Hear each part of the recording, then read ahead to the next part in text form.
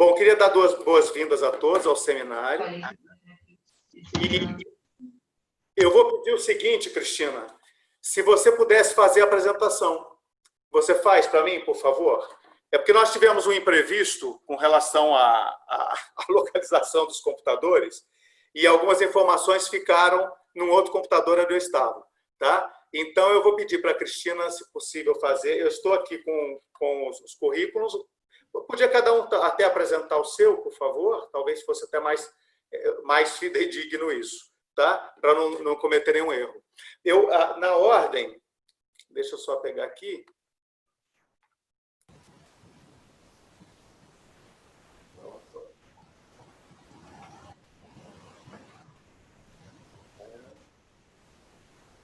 Bom, o Cristiano já está ok, está ok. Então, é o seguinte. A ordem primeiro vai ser o Cristiano, isso, depois a Dália, depois a Cristina, né? Então, o seguinte, eu vou pedir para que cada um faça a sua apresentação, pode ser? E coloque o seu currículo, né, a sua inserção nas instituições e tal, para justamente não haver nenhuma falha, porque eu fiquei com as anotações em 2 locais distintos, tá bom? Então, eu vou passar primeiro a palavra para o Cristiano, e esse seminário do NIPS, que vai estar discutindo justamente as desigualdades sociais na pandemia do Covid, né? Então, nós temos os 3 convidados, o Cristiano, a Cristina e a Dália, e aí eu vou passar de imediato para vocês, para eu poder resolver alguns problemas operacionais que eu estou tendo aqui, tá bom? Então, eu vou passar primeiro para o Cristiano, vou pedir para as outras pessoas desligarem as câmeras, inclusive eu, e os microfones, tá certo? E aí o Cristiano, por favor, se apresente com o seu currículo, né, a sua inserção e o tema que você vai, então, apresentar dentro desse nosso tema geral. Eu vou pedir para as pessoas ligarem as câmeras, que estão aparecendo algumas imagens aqui, por isso que eu estou meio... Não, mas tem imagem de fotos, as câmeras eu verifiquei, todas estão fechadas. Então, pronto, então fechou. Então, agora vamos lá, tá. Cristiano. Tá? Boa tarde. Boa tarde, se apresente, por favor. Tá? Oi, tudo bem? O meu... Miguel, você já está sem som já.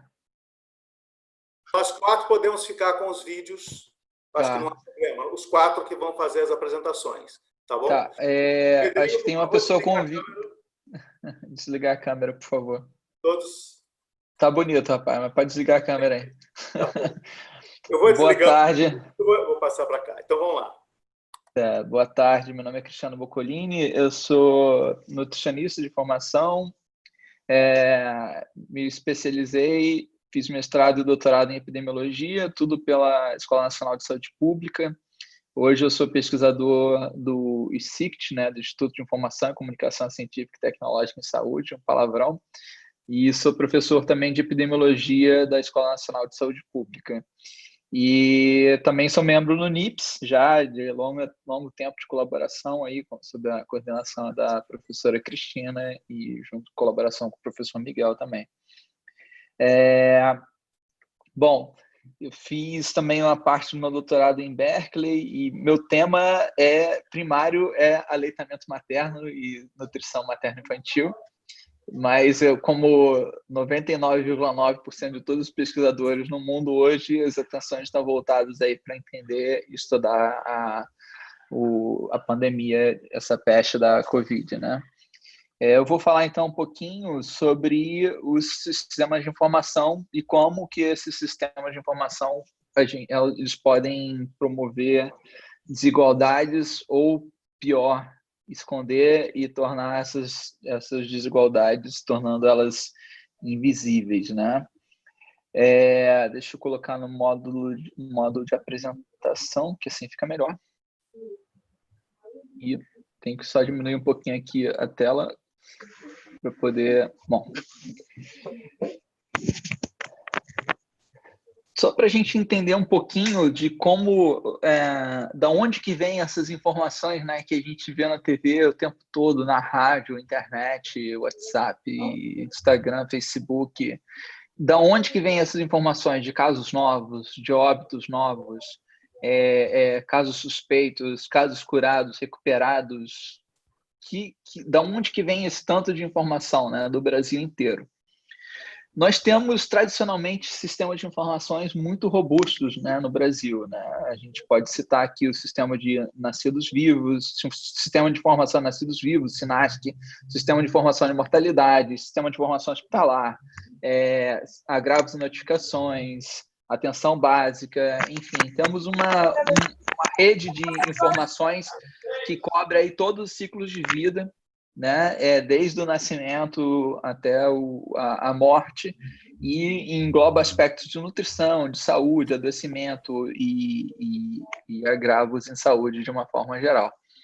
Bom, especificamente para a COVID, foi uma grande surpresa para mim a gente não ter incluído a COVID no sistema que a gente tem tradicionalmente para monitorar e para acompanhar, por exemplo, a dengue, a tuberculose e outros agravos notificáveis que acontecem no Brasil, né? Então, o que aconteceu? O Ministério da Saúde decidiu, logo no início da epidemia, e tem alguém com o microfone aberto, tem que ver. Está dando eco. Mais independente da rotação do motor. Tem alguém que está com o microfone aberto e está atrapalhando, eu não estou conseguindo me escutar. Agora sim. Bom, enfim, no início, então, no primeiro caso, lá remontando aí a meados de fevereiro, o Ministério da Saúde criou às pressas o que eles chamaram de SUSCAP. O que é o SUSCAP? Foi um formulário desenvolvido em REDCap, que é uma plataforma de coleta de dados, e esse formulário é muito completo, com algumas informações muito boas, mas eles, em vez de utilizarem os sistemas que a gente já tinha, como eu disse, ou o Sinan, ou, por exemplo, o SysVep Grip, que já estava funcionando há alguns anos no Brasil, eles decidiram fazer esse novo sistema, coletar os dados usando o SUSCAP, né, o REDCap, e coletaram isso desde o primeiro caso, lá em meados de fevereiro, até meados para final de abril, né? Meados para final de março, no caso. E logo em seguida, eles migraram esse sistema, essas notificações que vinham dos municípios inteiros, quando chegava para eles, emitiam para o SUSCAP. Logo em seguida, migraram para o SUS-VE, que faz a notificação de vigilância epidemiológica no SUS, e para o SysVep Grip. Ou seja, a gente teve 3 sistemas de informações para notificar casos no Brasil, né? O SUS-VE, ele capta os casos que são atendidos na atenção básica ou nas redes particulares, que quando notificam via o SUS-VE. E no caso de hospitalizações por síndrome respiratória, esses casos passam a ser registrados e codificados no SysVep Grip. A grande questão, todas essas bases de dados, elas estão disponíveis hoje para público. A exceção era a SUSCAP, o REDCap, que não estava disponível e que eu batalhei por mais de um mês para conseguir, via lei de acesso à informação, que o Ministério da Saúde liberasse essa base de dados. Então, hoje, graças a esse esforço, ela está pública, né? E essas outras 2 bases de dados estão disponíveis de forma individualizada, ou seja, você sabe linha a linha, indivíduo a indivíduo, quem testou positivo, quem testou negativo, aonde. Você só não tem os dados anonimizados, ou seja, os dados anônimos, nome, endereço, telefone, etc. e tal, que o Ministério tem e não disponibilizou para a gente por motivos óbvios de garantir o sigilo das informações que a gente tem por lei, né? Bom, tem um grande problema aí, que esses dados, por serem anonimizados, a gente não sabe, por exemplo, se um indivíduo que foi notificado no REDCap também pode ter sido notificado no SUS-VE, também pode ter sido notificado no SysVep Grip, e vice-versa. O SysVep Grip pode ter depois notificado no SUS-VE, ou SUS-VE no SysVep Grip. Ou seja, o número de casos que aparece, às vezes pode estar duplicado, né? A gente pode ter duplicidade nas informações. Mas a gente também tem uma grande montanha de informações de subnotificações, né? Porque muito da rede privada ela não notifica, não utiliza o sistema de informação para notificar casos suspeitos ou confirmados de Covid. Os laboratórios particulares que fazem testes ou sorológicos de PCR também não deveriam ser obrigados a notificar, mas muitas vezes não notificam, né? Óbito, de onde que a gente tira a informação de óbito? O óbito é ainda mais complicado. A gente tem os certificados de óbito emitidos aí que são registrados no cartório em até 24 horas ou 48 horas após o falecimento da pessoa. A gente tem a notificação dos municípios, que é feita de forma manual, ó, fulaninho morreu aqui de Covid, e manda essa informação para o Ministério. Depois eles repassam a ficha via Sistema de Informação de Mortalidade, né, o SIM. A gente tem a declaração de óbito e também aparecem as mortes dos hospitalizados no CIVEP gripe. Mais uma vez, ficamos um pouco às cegas, porque pode haver duplicidade, né? Uma morte notificada no CIVEP gripe também pode aparecer no Sistema de Informação de Mortalidade. Tem um segundo problema também, que qualquer um desses três sistemas, principalmente o SIM, ele demora um tempo entre o registro da morte. Esse registro tem que ser digitado pelo município, enviado eletronicamente para o Ministério da Saúde. O Ministério da Saúde pega, verifica se existe inconsistência, duplicidade, e depois contabiliza esses óbitos. Por isso que muitas vezes, quando a gente vê no noticiário, 1.000 casos novos, 350 nas últimas 24 horas, porque muitas vezes a gente não tem essa agilidade suficiente para conseguir, num prazo curto, identificar um novo óbito ou mesmo um novo caso, né? Seguindo um pouco adiante, a gente também tem uma salada de indicadores, né? E esses indicadores, eles são usados aí ao sabor do cliente, né? Ou seja, dependendo da intenção, e muitas vezes, infelizmente, a gente tem o uso político dos dados, né? Essas informações todas, como eu já disse, extremamente complexas, de vários sistemas de informação que são consolidadas, compiladas, elas têm que se transformar em informação para a população, para os cidadãos, né? E aí a gente tem os clássicos lá, número de casos de óbitos acumulados, casos de óbitos diários, taxa de mortalidade total e padronizada, por exemplo, taxa de mortalidade total, quando você pega o número de mortes, divide pela população, multiplica por 100 mil. E padronizada é um pouco mais complexo, que exige uma certa calibração para as faixas etárias populacionais daquele país ou daquele local. A gente tem a taxa de letalidade, né, que são o número de óbitos decorrentes. O numerador é o número de óbitos e o denominador é o número de casos, ou seja, você precisa, para saber exatamente qual é a taxa de letalidade da doença, você precisa saber quantos doentes tem na sua população. E, de novo, isso é um enorme problema, porque a gente não está testando na velocidade, no volume em que deveríamos estar testando, né? A gente tem alguns exemplos globais aí de casos bem-sucedidos, de países bem-sucedidos, especialmente Coreia e África, e Coreia do Sul, né, no caso. E quando Nova Zelândia também é um outro bom exemplo, e quando você testa todo mundo, você sabe exatamente dos que foram testados positivos, quantos vieram a falecer. E quando isso acontece, a gente vê que a taxa de letalidade por Covid gira em torno de 1% a 2%. Os países que testam menos, como o Brasil e relativamente Estados Unidos, né, apesar do grande volume de testes ainda insuficiente para o total da população, a gente observa uma taxa de letalidade maior, de 8%, 9%, às vezes 10%.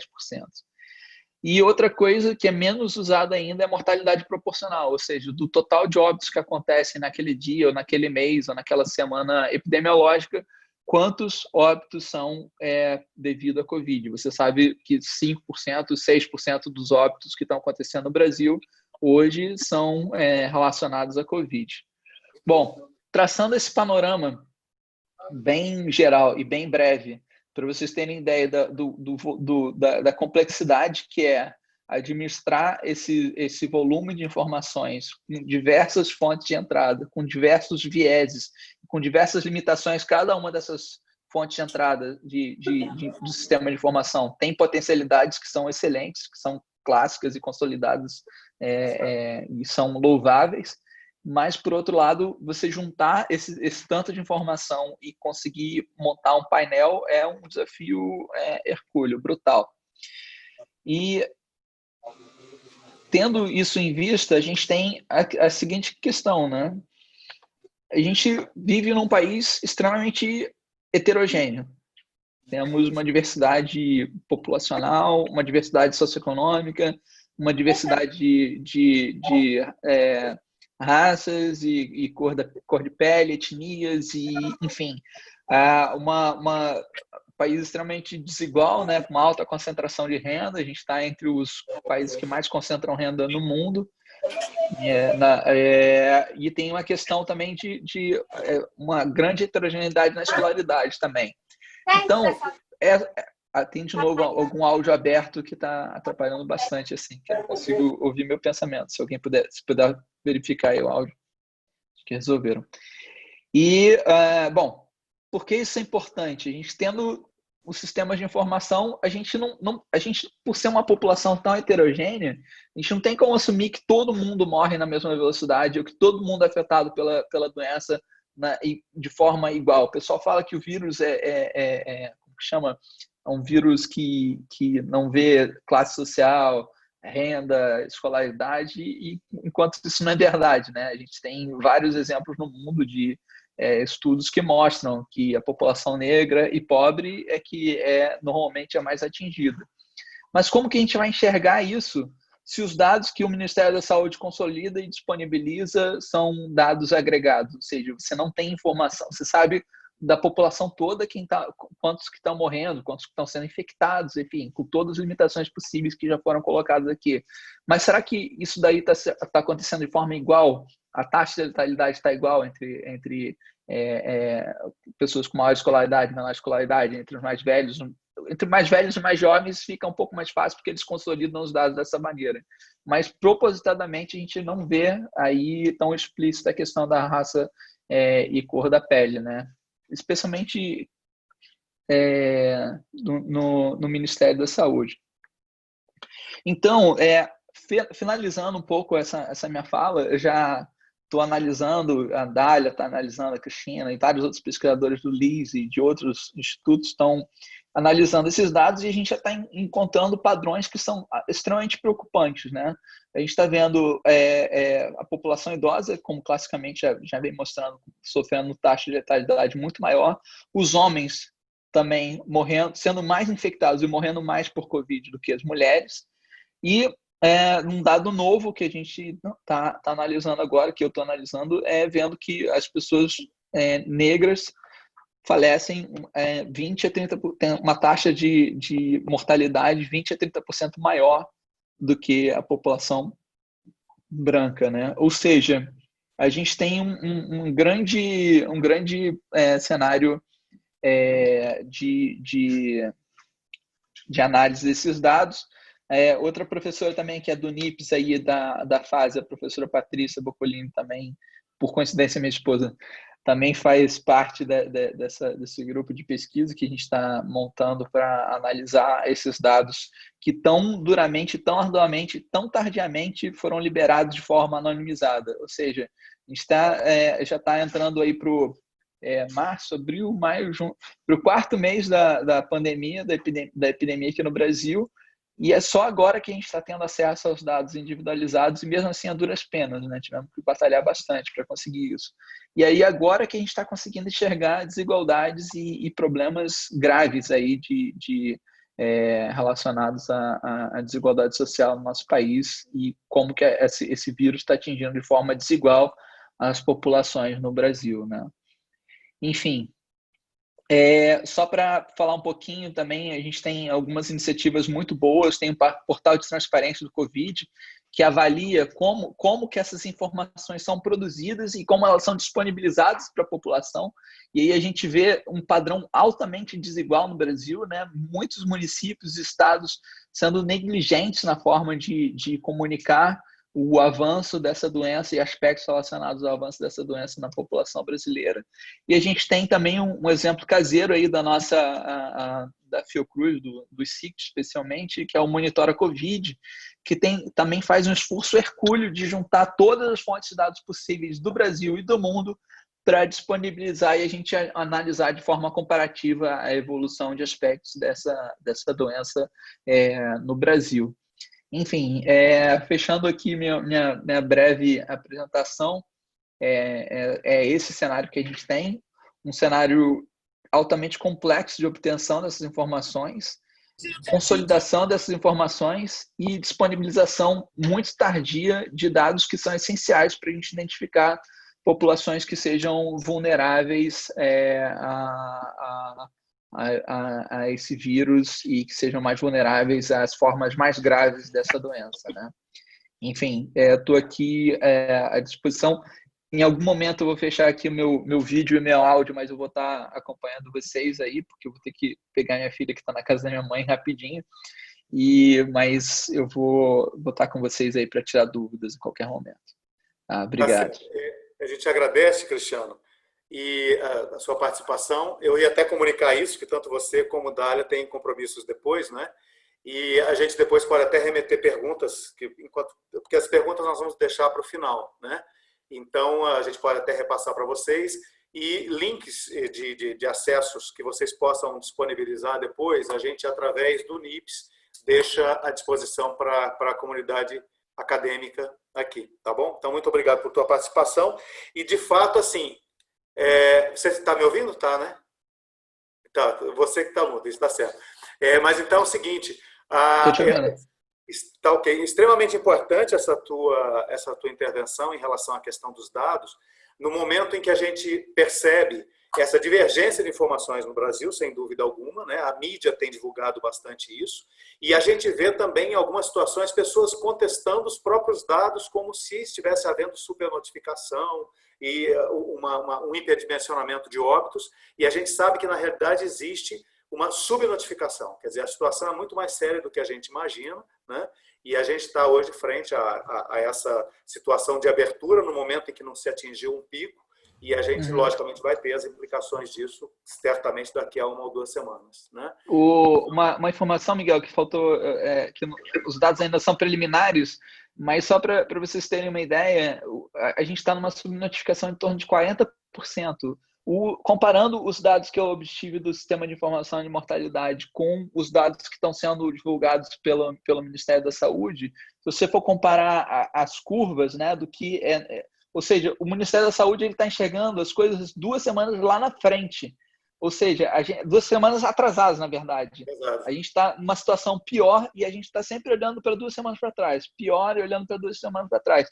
Chega a uma diferença de 40%. O que está hoje, se a gente tem 50 mil óbitos, a gente possivelmente deve estar alguma coisa na casa dos 70, 80 mil óbitos.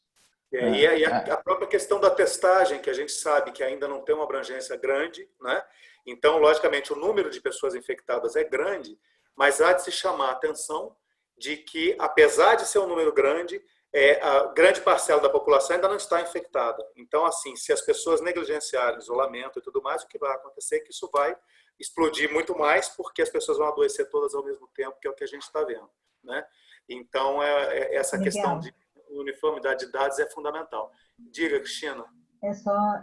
A Dália vai precisar sair também, se você puder passar a palavra para ela. Tá certo, não, tranquilo. Então, é o seguinte, vou passar então para a professora Dália, não é? Que seria a desigualdade sociais e os impactos da Covid em idosos.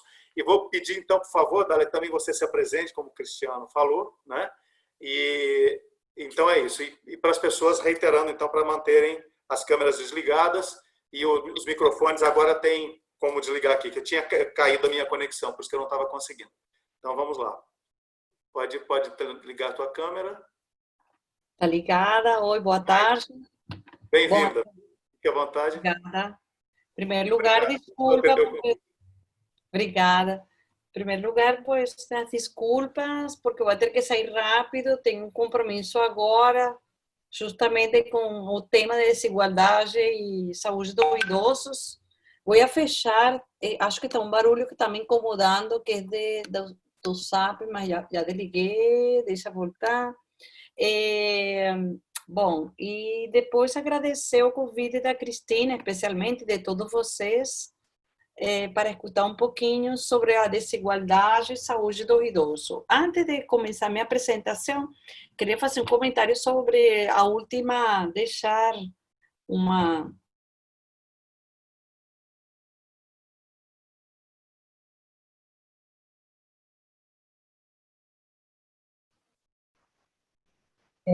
Dália, você está muda, você está sem som. Gente, já tinha falado tudo o que tinha que falar, não acredito. Bom, eu não sei o que aconteceu, eu estava ativa, mas tudo bem, vamos lá. Já não sei onde eu fiquei. Não, mas... foi só um pedacinho agora, só o finalzinho, Dália. Ah, ok. Só para deixar para refletir também que uma das causas que temos para a sua estimativa dos casos COVID é uma questão até legal. Muitas famílias estão pressionadas, sabemos que pressionam para que não coloquem a COVID como causa de mortalidade, especialmente aqueles que não temos segurança, porque não tem, por causa do seguro de vida, né? É uma matemática importantíssima para considerar. Seguro de vida, casos de pandemia, casos de desastre natural, geralmente não paga. Então, essa é uma das preocupações que também temos, que é muito difícil conhecer, mas é outra razão da sua estimativa. Eu vou compartilhar minha tela, uma apresentação que trouxe. Vamos lá. Já está aparecendo?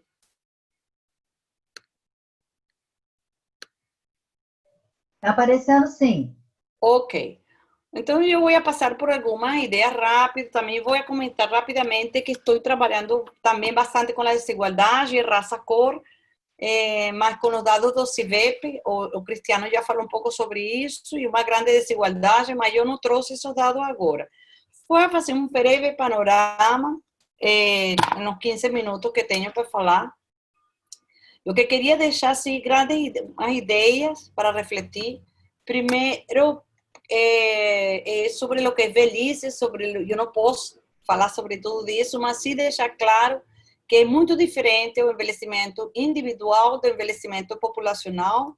E eu gostaria que todo mundo soubesse que o Brasil é um dos países exemplo, não apenas em leis e políticas sobre população idosa, mas também exemplo quanto a um sistema universal que cobre na época da velhice, que na maioria dos países do mundo é um grande drama adicional a ser idoso e não ter suporte social. E com todas as críticas que a gente possa ter ao SUS, é um sistema que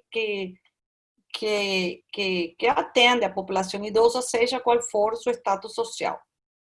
A desigualdade é muito acentuada no envelhecimento, mas ela é muito menos considerada na literatura que trabalha com desigualdade social. E trouxe alguns dados sobre a COVID e a saúde dos idosos. Bom, eu gosto de falar sempre isso, que o envelhecimento individual é um processo totalmente diferente que o social. Porque o envelhecimento individual a gente associa mais como uma diminuição orgânica, funcional, decorrente de doença que parece inevitável. Por mais que eu faça uma cirurgia plástica, por mais que eu tente pintar o cabelo, etc., aumento da idade cronológica é inevitável. Mas já o envelhecimento demográfico populacional é totalmente diferente. Ele depende da estrutura por idade da população. Então, o caso do Brasil é um claro exemplo de país que envelheceu não porque aumentou a expectativa de vida, ou como a mídia coloca, etc. A gente vive muito mais, por isso o Brasil está envelhecido. Não, isso tem um impacto, mas muito pequeno. lo que determinou o envelhecimento demográfico no Brasil, como nos países da América Latina, foi a diminuição da fecundidade, muito rápida e muito acentuada. De maneira que eu, como demógrafa, eu nem me apresentei, eu sou demógrafa, socióloga e doutora em saúde pública da Fiocruz. Eu, como demógrafa, não posso esquecer que a Covid vai mudar a estrutura demográfica do Brasil, porque vai rejuvenescer. Então, tudo aquilo que falamos no ano passado, que tinha que aumentar a idade, a aposentadoria, porque o brasileiro estava vivendo muito mais, a gente vai ter que refletir sobre tudo isso.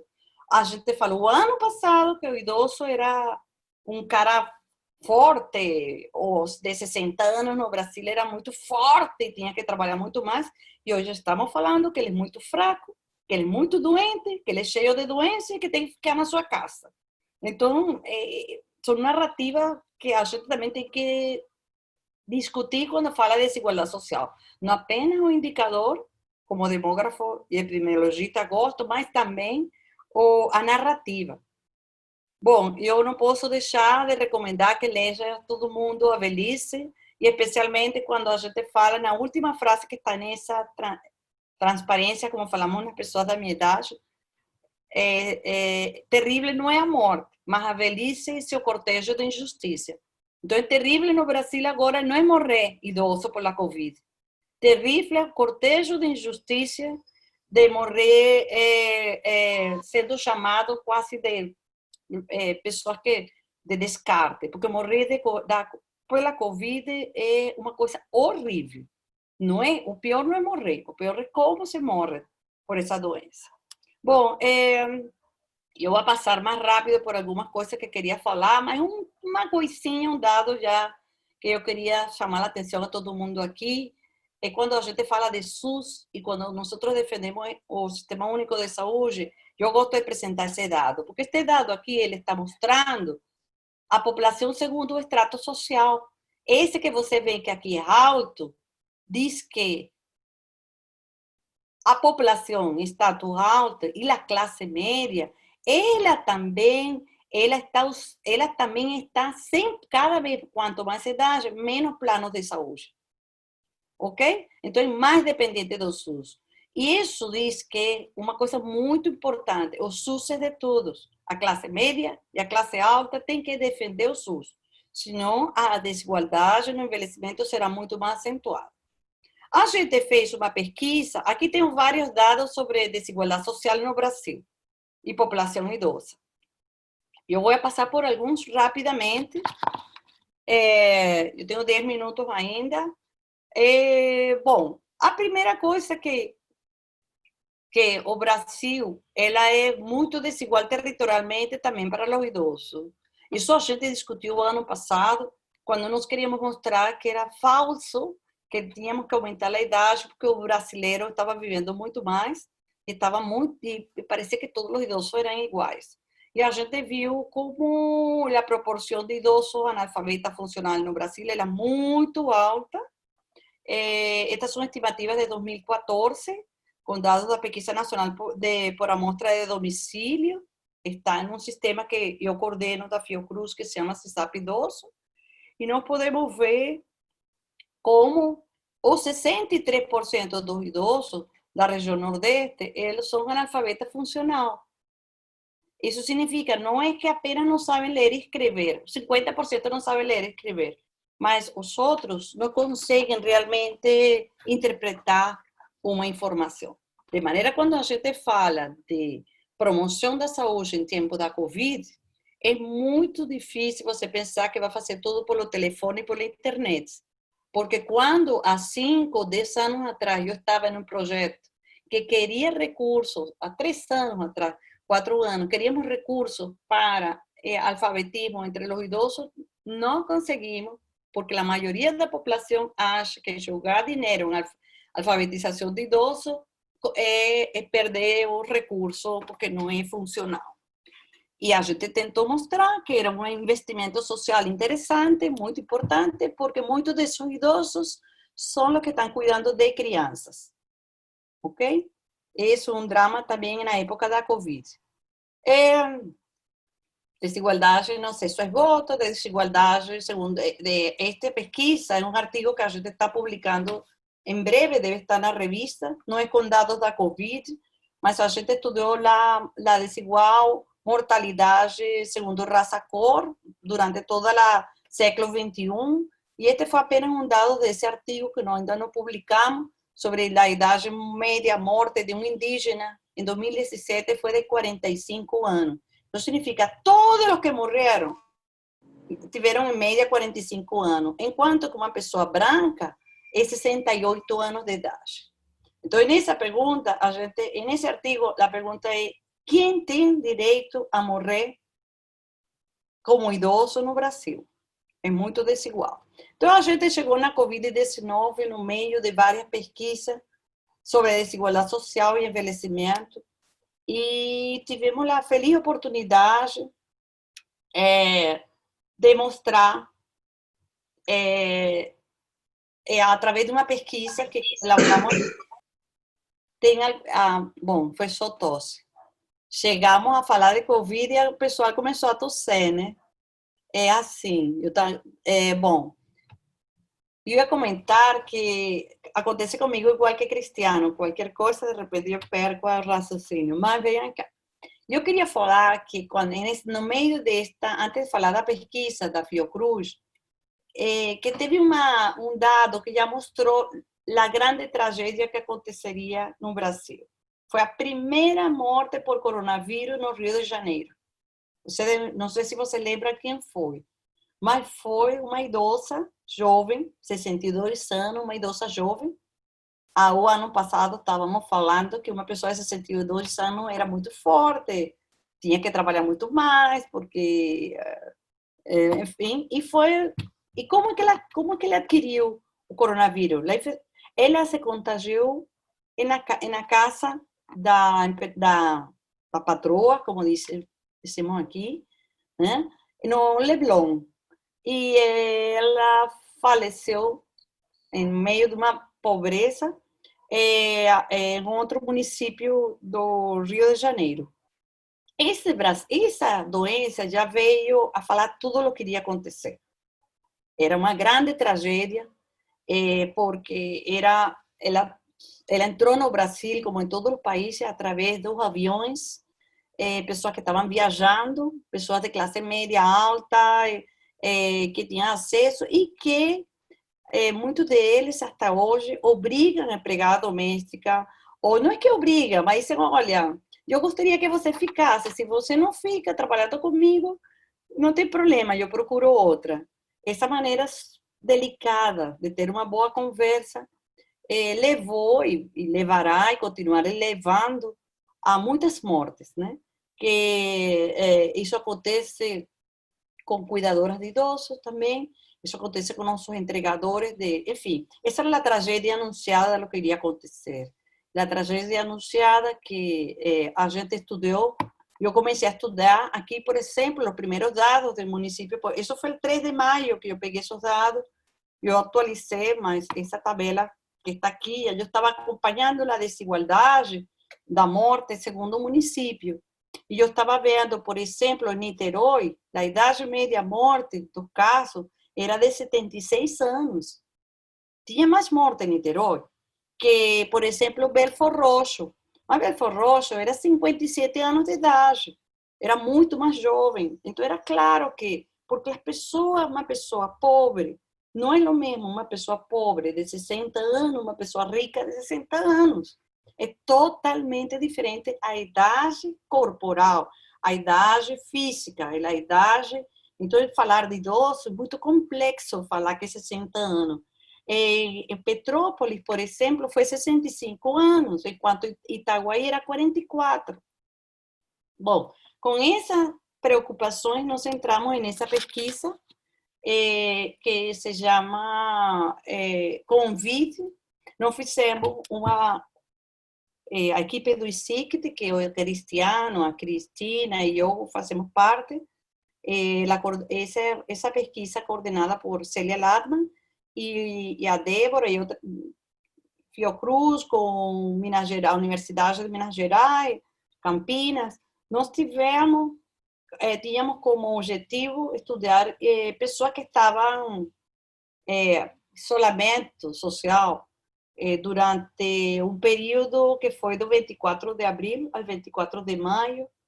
Nós tivemos 45.000 respostas e tivemos, de tudo isso, 9.000 respostas de idosos, 20%. E aí tem alguns dados que já vão mostrar a desigualdade social, o impacto da desigualdade, não é na morte, não é na sobrevivência, que isso eu estou estudando através de outros dados, da CIVEP, gripe, etc. Aqui era como a pandemia está impactando na vida dos idosos, né?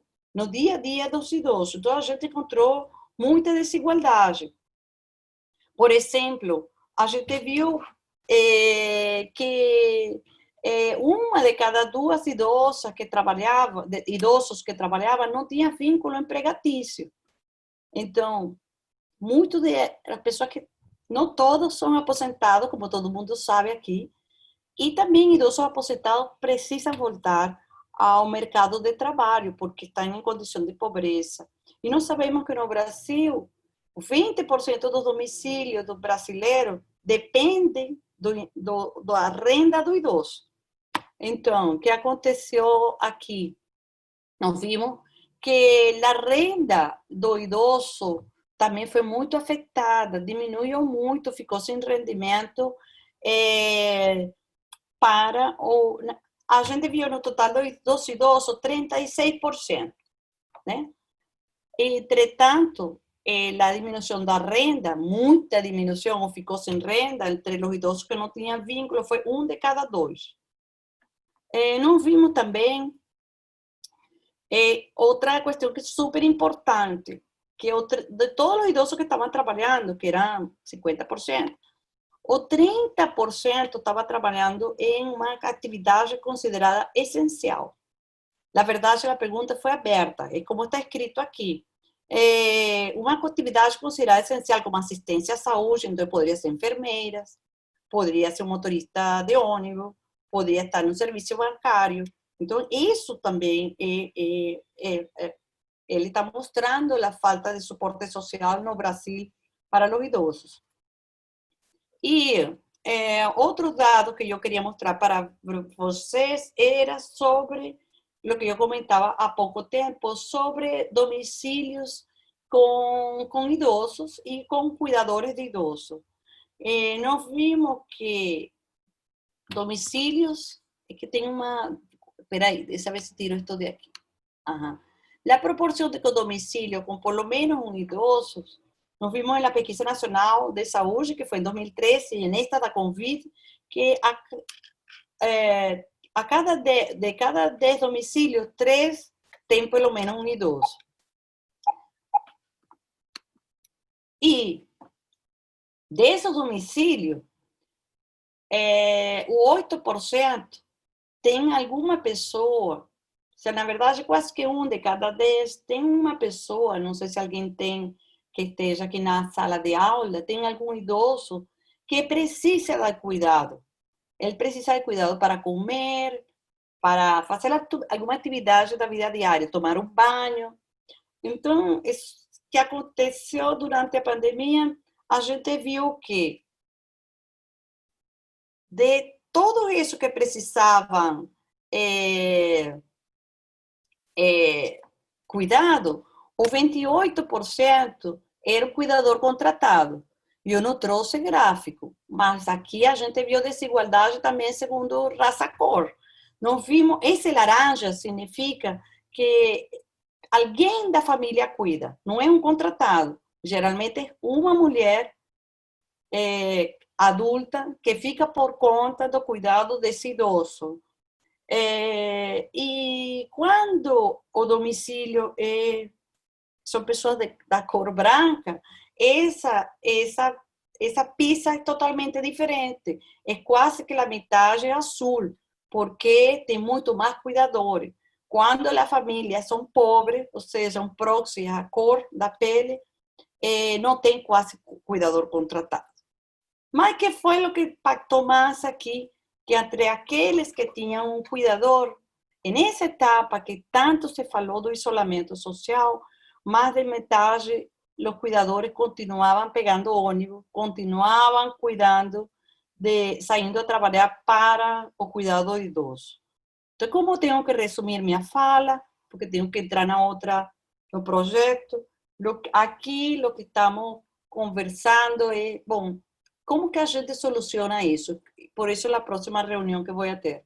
O que a gente pode fazer? Bom, e claro, se a gente tivesse um país, se a gente tivesse fortalecido o SUS, tivesse continuado fortalecendo o SUS, e eu posso falar porque trabalhei muito e trabalho muito durante todos 10 anos com a atenção primária, assessorando a atenção primária para a inserção do idoso na atenção primária.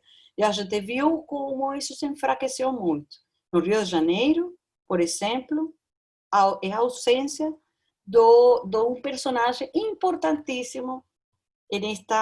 Seria importante nesta pandemia, que é o agente de saúde, o agente comunitário. Se a população idosa, rica, classe média e pobre, tivesse acesso à atenção primária, à saúde da família, alguém que ligasse e ajudasse no cuidado dos idosos, a situação do Brasil não seria tão dramática e provavelmente a mortalidade estaria bem menor do que está hoje em dia.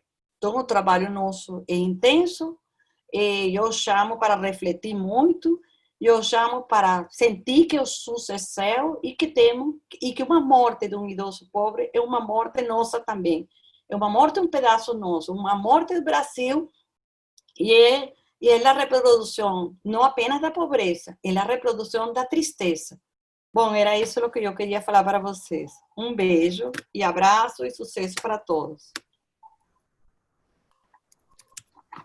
Bom, obrigado, Dália. Olha, muito boa a sua apresentação, muito esclarecedora para a gente, não é? E, assim, essa questão do idoso, ela perpassa também nos estudos que a gente vem fazendo no NIPS, né, por conta das pessoas que são usuárias do benefício de prestação continuada. E aí eu queria chamar a atenção para uma coisa importante, até em relação a esse benefício, que a lei hoje já aprovou um aumento de renda, aumento do recorte de renda per capita, né, mas que vai precisar de regulamentação ainda para vigorar a partir do ano que vem.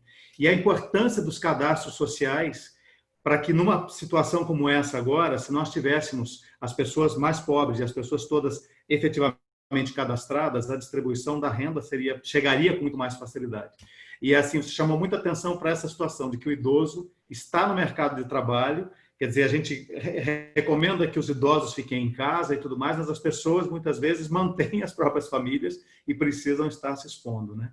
Então é uma situação bastante caótica, complicada, porque são as pessoas bastante vulneráveis, as pessoas que muitas vezes têm comorbidades em função da idade e tudo mais, e que acabam mais expostas. Isso é um lado bastante cruel da pandemia, não só em relação às pessoas mais pobres, mas também em relação às pessoas mais idosas, e quando junta os dois fatores, terrível, né? Mas tem alguma pessoa que diria assim, e daí? E daí? Qual é o problema? Qual é o problema? E daí, né? E daí? Aí esse é o país que a gente vive. Bom, gente... Olha, um beijo para você.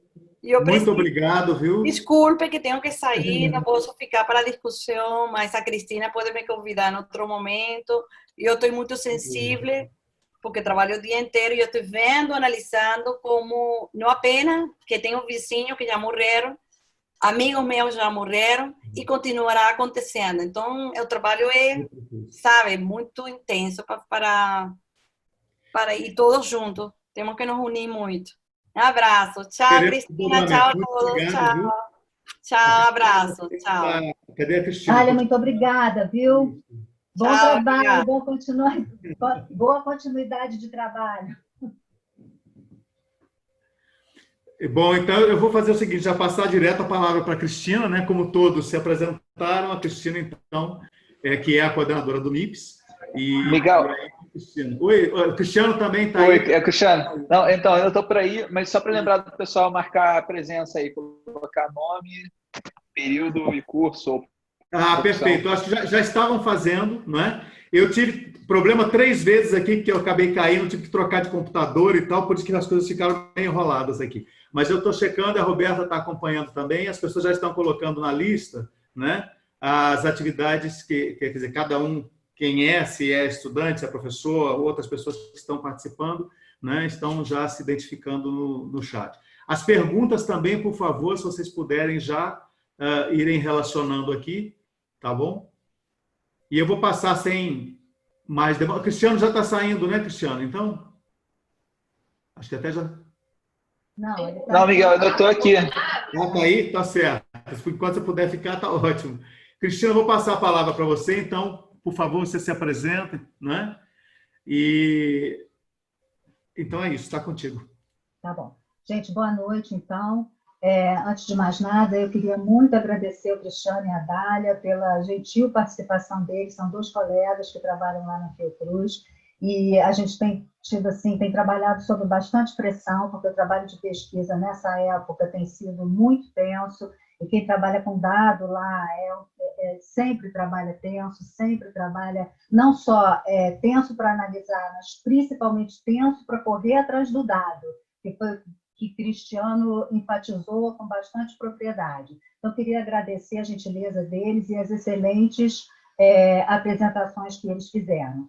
Da minha parte, eu preparei alguma coisa escrita, porque eu quero ter disciplina para ficar nos 15 minutos, né? Então, eu vou compartilhar minha tela com vocês e vou passar...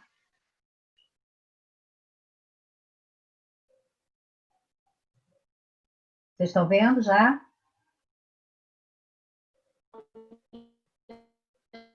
Estou vendo. Tô vendo. Tá, então tá. Então, vamos lá.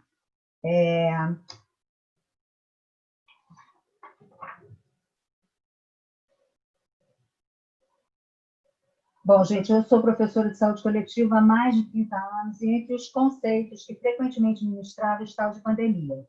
Infelizmente, mesmo tendo passado pela AIDS, pela H1N1 e Zika, seria difícil imaginar as dimensões de uma situação como a que estamos vivendo hoje. Na tela, vemos os dados atualizados até ontem à noite. São 959 mil casos acumulados no Brasil, 29 mil casos novos em 17 de junho, 46 mil óbitos acumulados e 1.144 óbitos registrados novos até ontem à noite.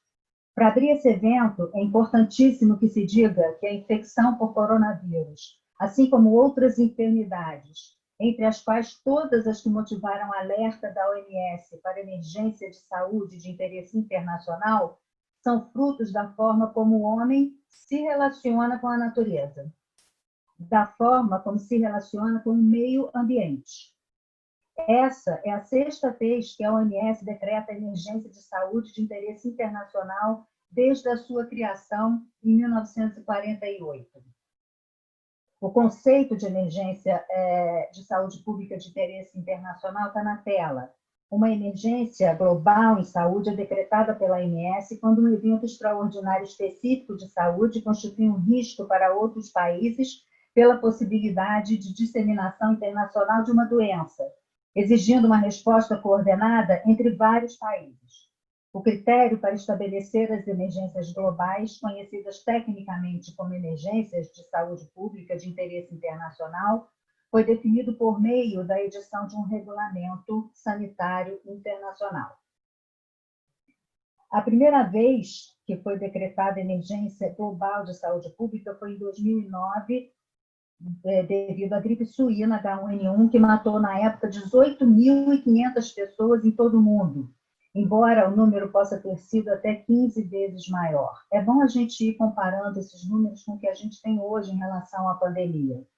A segunda vez foi por causa da poliomielite, em 2014. Essa emergência está válida até hoje. São 10 países da Ásia, Oriente Médio e África que tiveram surtos ativos. A terceira vez foi por causa da Zika, em 2016. Em meados de 2019, 87 países e territórios tiveram evidências de transmissão. Ela foi encerrada em novembro de 2016. A quarta vez foi por causa da ebola, e a ebola foi decretada por 2 vezes estado de emergência em saúde pública. A primeira foi em 2014, 11 mil mortes e quase 30 mil infectados na Ásia Oriental, Serra Leoa, Guiné e Libéria. E a quinta vez, então, que a OMS decretou estado de emergência de saúde pública também por causa do ebola, foi em 2019, está valendo até hoje, devido à epidemia na República do Congo. São 2.200 mortes e 3.300 infectados desde agosto de 2018 até fevereiro de 2020. A pandemia que estamos vivendo atualmente não é democrática. A saúde, na verdade, não é democrática, nunca foi. Na segunda metade do século passado, em 1980, a mortalidade infantil no Brasil batia mais de 80 óbitos por cada 1.000 nascidos vivos.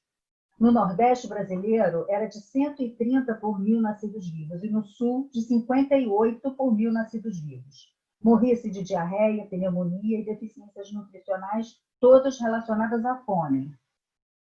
Atualmente, a mortalidade infantil está em torno de 12 óbitos para cada 1.000 nascidos vivos no Brasil, diminuiu bastante.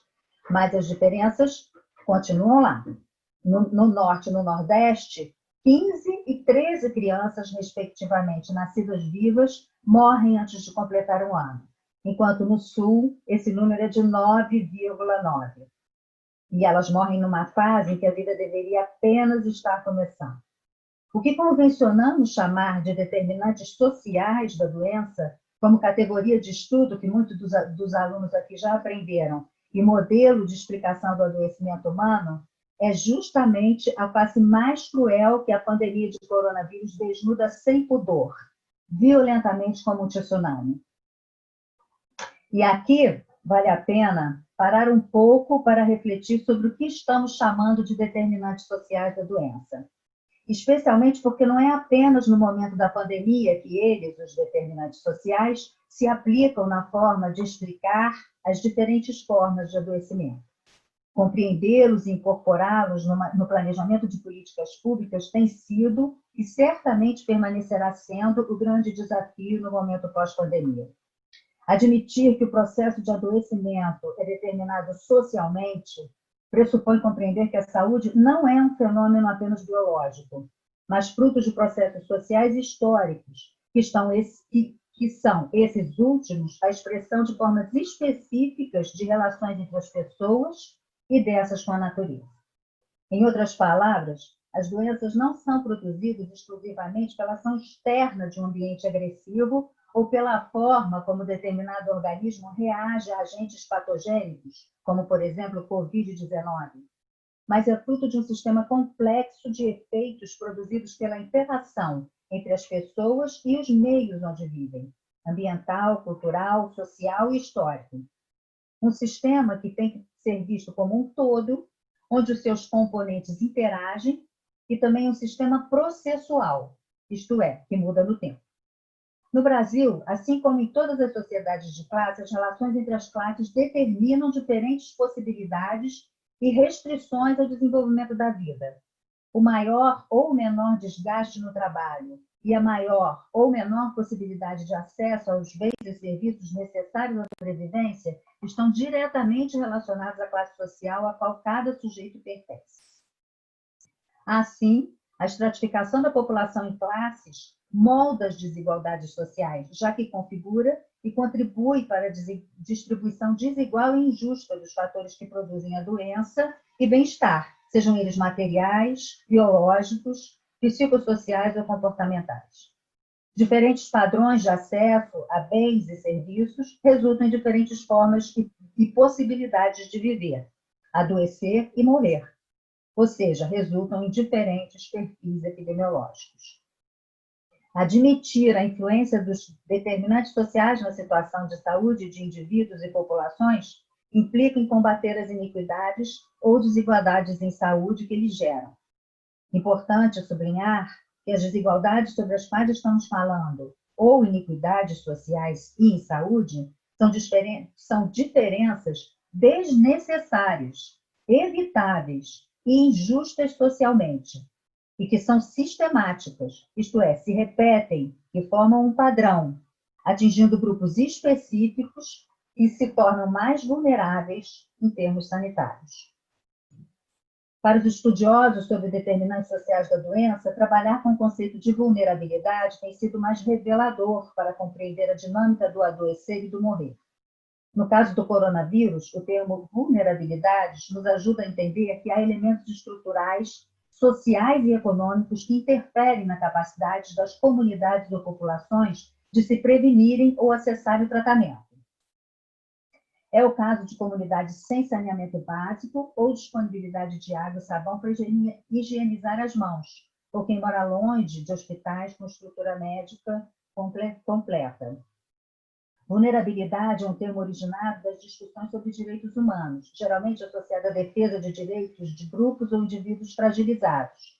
Para os propósitos aqui desse webinário, consideraremos como definição geral de grupos vulneráveis o conjunto de pessoas que, por motivação diversa, têm acesso, participação e ou oportunidade igualitária dificultada ou vetada a bens e serviços universais disponíveis para a população.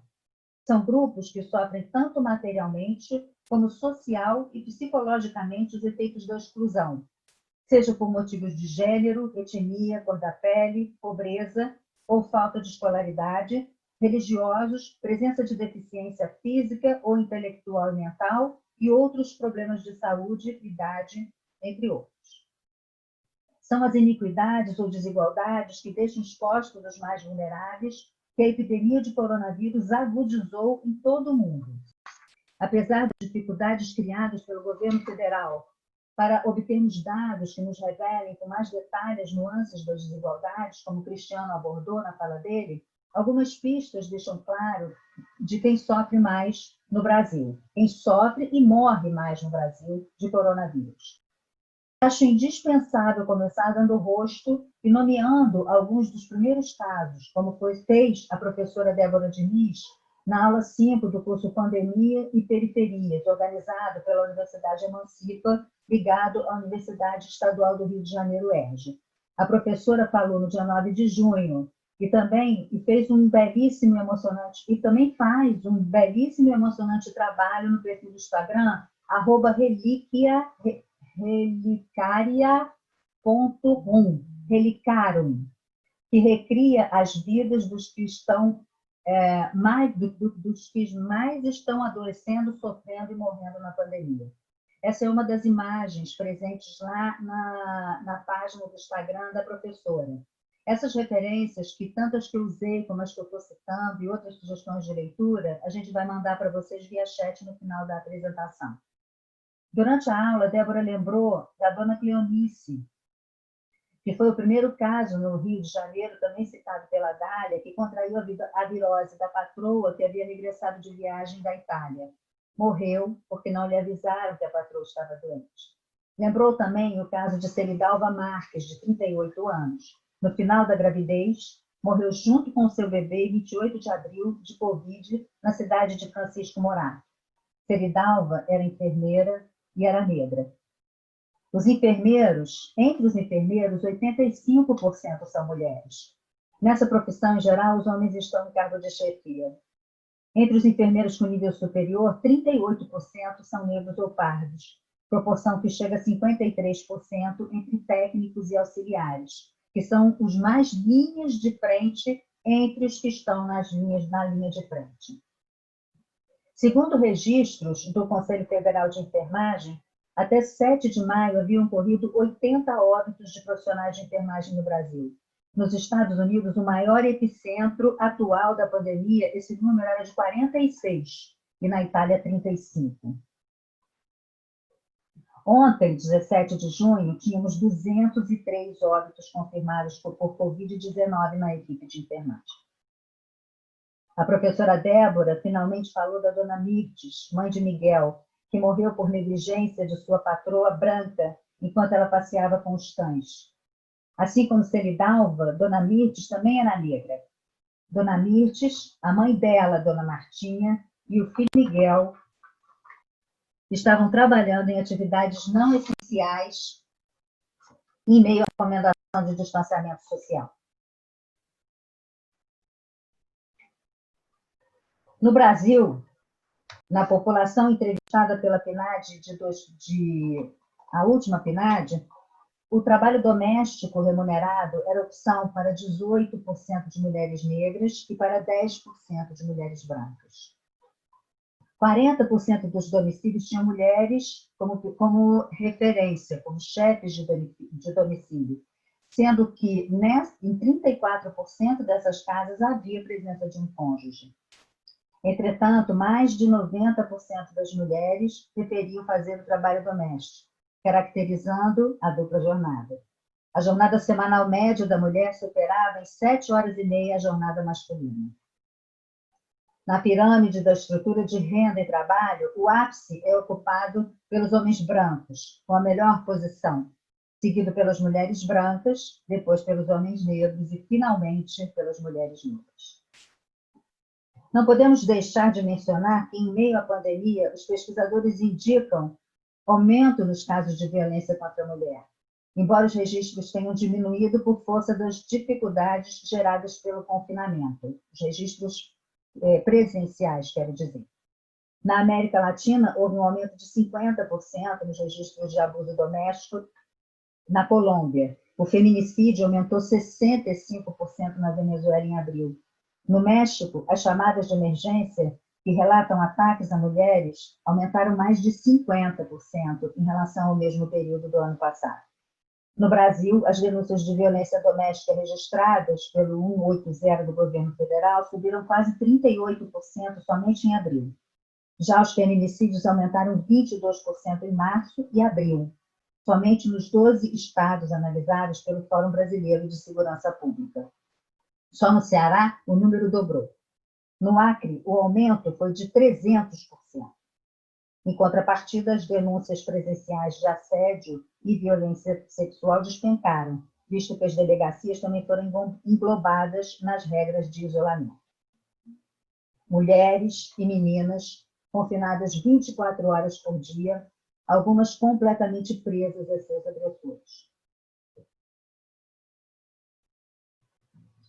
Podemos analisar como fizemos as características da pandemia para diferentes grupos, a partir de atributos individuais, como gênero, como acabamos de fazer com a categoria de enfermagem, ou idade, etnia, especificidades corpóreas, como a deficiência.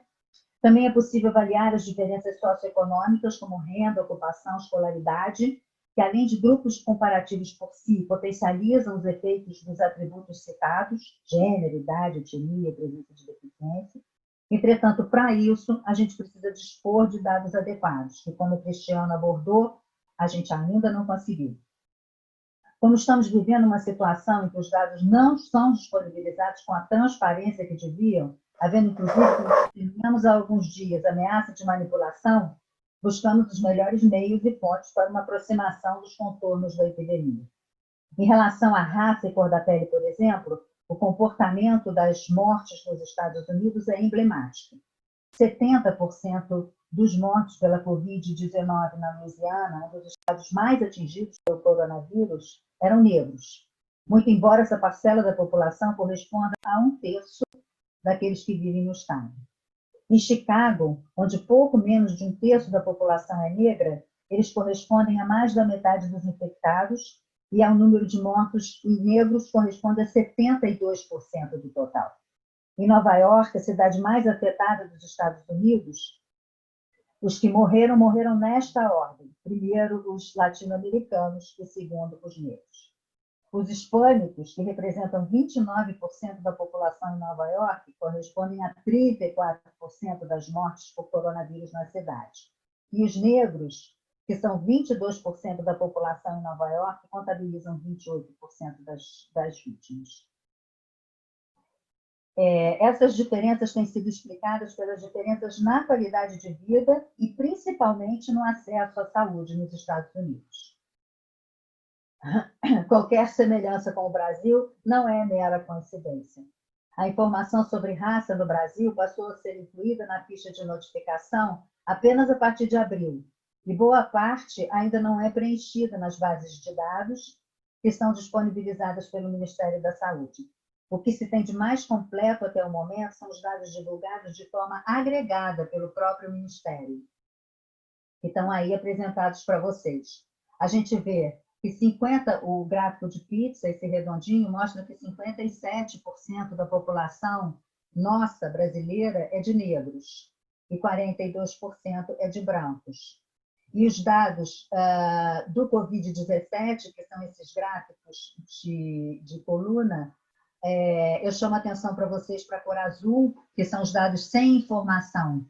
Eles estão diminuindo, os dados são de 11 de abril até 8 de maio, e conforme os dados sem informação vão diminuindo, a fatia que vai aumentando é justamente a fatia de negros, de percentual de pessoas negras, especialmente no que se refere aos mortos, que passaram de 22% em 11 de abril para 35% em 8 de maio.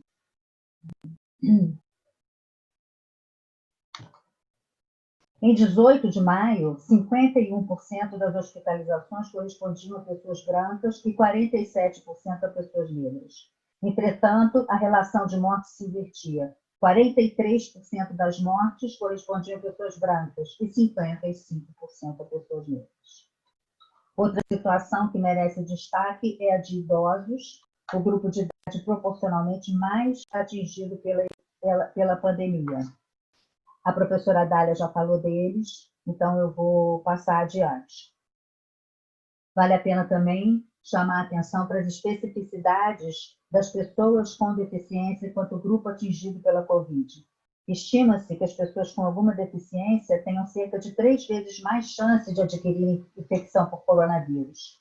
As pessoas com deficiência visual precisam tocar muito mais os objetos, as paredes, e aquelas com deficiências físicas que necessitam de equipamentos como muletas e cadeiras de rodas, que nem sempre são fáceis de serem higienizados, e muitas necessitam de cuidados de acompanhantes.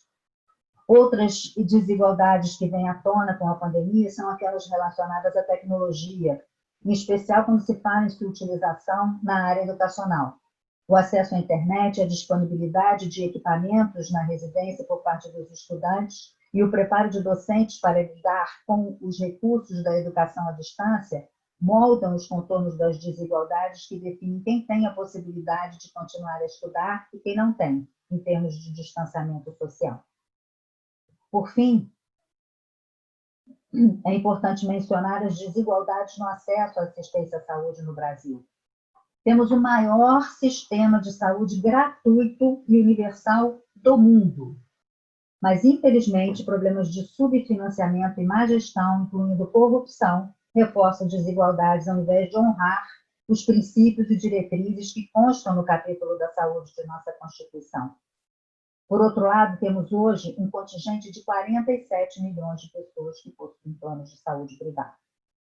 As figuras mostram as desigualdades de recursos, leitos, tomógrafos e respiradores existentes e disponíveis para o SUS em 2019, e nos dá algumas pistas das diferenças dessas disponibilidades para quem tem acesso ao SUS e para quem tem acesso ao sistema privado de saúde.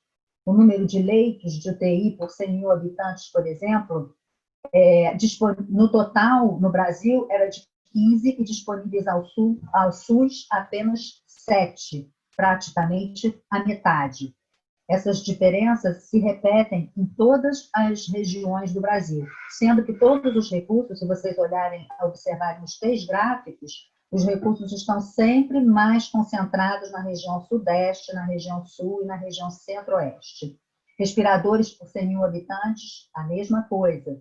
Temos 29 por 100 mil habitantes no Brasil, no total, mas apenas 20 por 100 mil disponíveis ao SUS. E tomógrafos por 100 mil habitantes, 2,4 no total e 1,1 disponíveis ao SUS.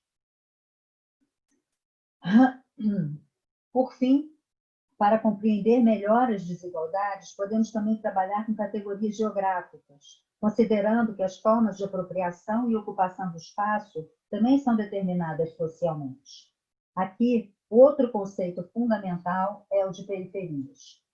O termo periferia carrega consigo um sentido político, econômico e social.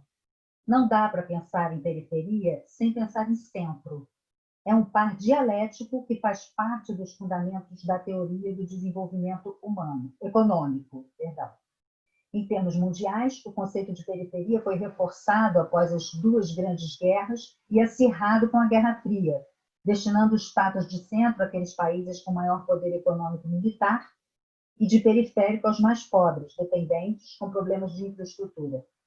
Nas cidades, o conceito se aplica ao espaço onde está o centro econômico de poder. Do lado oposto estariam as periferias. É importante perceber que não se pode ficar aprisionado a um conceito geometrizado de periferia, centro-periferia, como espaço que está em torno do centro ou da cidade. É preciso considerar que o que define as periferias, assim mesmo no plural, devido às suas heterogeneidades, são as condições e contradições econômico-sociais de seus moradores. As infraestruturas existentes, as territorialidades estabelecidas e restabelecidas. Quem mora nas periferias está sujeito a maior vulnerabilidade social. Da mesma forma que no restante da sociedade, nem todos são iguais nas comunidades periféricas. Há pessoas boas e há pessoas cruéis, há os honestos e os desonestos, os generosos e os sovinos, os amorosos e os violentos, homens, mulheres, crianças, adultos, idosos. Mas é nas periferias que as desigualdades mostram a sua face mais contundente. Se há violência em toda a sociedade, há mais nas periferias. Se há doenças em toda a população, há mais nas periferias. Se a morte é destino certo para todos, chega primeiro nas periferias, onde se vive menos do que no restante da sociedade, porque a expectativa de vida é fruto do acesso a bens e direitos que são sistematicamente negados para as populações periféricas. Assim, não há como falar de uma pandemia com a brutalidade da Covid-19 sem falar de desigualdades espaciais que se expressam desfavoravelmente nas periferias. É no espaço das periferias que residem os que menos têm saneamento básico, maior densidade domiciliar, menos acesso ao transporte e serviços de saúde e onde residem os que não podem se dar ao luxo de parar de trabalhar. Todas essas evidências mostradas aqui hoje iluminam os efeitos potencializadores da pandemia sobre as desigualdades e vice-versa, incontestáveis e inexoráveis, apesar da omissão de dados pelo Ministério da Saúde. Certamente, um dos legados dessa pandemia terá sido o desnudamento, a revelação sem nenhum pudor dos efeitos violentos da desigualdade social sobre a saúde em todo o mundo, e especialmente em nosso país. A pandemia dá visibilidade a profundas feridas sociais que, na verdade, já existiam e se expressam em uma contundente violência social. É essa violência social que a pandemia de coronavírus agudiza em todo o mundo. E as desigualdades aqui abordadas são algumas das que precisamos enfrentar para construir o novo normal na era pós-pandemia. O novo normal que precisa incorporar uma sociedade mais justa e igualitária. Eu termino a apresentação com a figura que foi publicizada na internet de Ceridalva Marques, numa belíssima foto com o marido e o futuro filho, como um símbolo de tantos futuros comprometidos pela tragédia que a pandemia apenas iluminou, mas que é a nossa velha conhecida, a tragédia das desigualdades sociais no Brasil. Essas são as referências e sugestões de leitura que a gente vai colocar no chat para vocês. Muito obrigada, gente. Perfeito, muito bom. Cristina, obrigado. Eu estava acompanhando aqui para ver se as pessoas tinham encaminhado alguma pergunta. A Roberta até está me ajudando a monitorar isso. Eu ainda não consegui identificar, acho que não tinha chegado nenhuma pergunta. Cristiano, eu acho que ainda está, ele mandou uma mensagem que está nos acompanhando também, né? E assim, uma reflexão importante que eu acho que a gente precisa fazer em cima da fala da Cristina e das duas outras que antecederam, é assim, a gente, quando discute a questão da desigualdade, quando discute a questão da pandemia com a dimensão que ela tem, né, e com a dimensão que ela está tendo no Brasil, a gente observa a importância que existe a importância que é você ter um sistema de vigilância epidemiológica bem integrado e que funcione, né? Então, assim, a informação ela começa pela notificação compulsória, né? Faz-se a investigação epidemiológica, faz-se o registro e análise dos dados e publiciza esses dados, publica esses dados, né? Então, esta rede de informações ela é fundamental, né? E a gente hoje está vendo uma série de dificuldades com relação à pandemia. Tudo bem que os números são bastante hiperdimensionados, tudo na pandemia é muito maior, as dificuldades são muito maiores do que qualquer outra situação e qualquer outra epidemia vivenciada por qualquer um de nós, né? Mas o fato é que ela desnuda esta situação. Se, por um lado, a gente tem uma rede do Sistema Único de Saúde bastante capilarizada, inclusive com agentes comunitários de saúde que começam a ser utilizados, mas poderiam estar sendo muito mais utilizados, né? E trabalhando de uma forma bastante integrada com uma coordenação nacional, que seria fundamental. A falta dessa coordenação nacional, isso prejudica muito o enfrentamento da pandemia, né? Então, há exemplos de comunidades, por exemplo, em São Paulo, em que as pessoas se organizaram, né, para tentar fazer frente a essa situação das pessoas que vivem em domicílios muito pequenos, sem possibilidade de isolamento, né, frente a qualquer sinal ou sintoma. Então, a comunidade vai buscando alternativas, né? Então, quando o trabalho solidário, quando o trabalho passa a ser coordenado, ele é muito mais fácil, porque assim, a pandemia já é difícil por si só. Agora, na medida em que você não tem essa coordenação e você vê uma disputa política, e a gente está em meio a isso, né, é muito difícil enfrentar essa situação como um todo, né?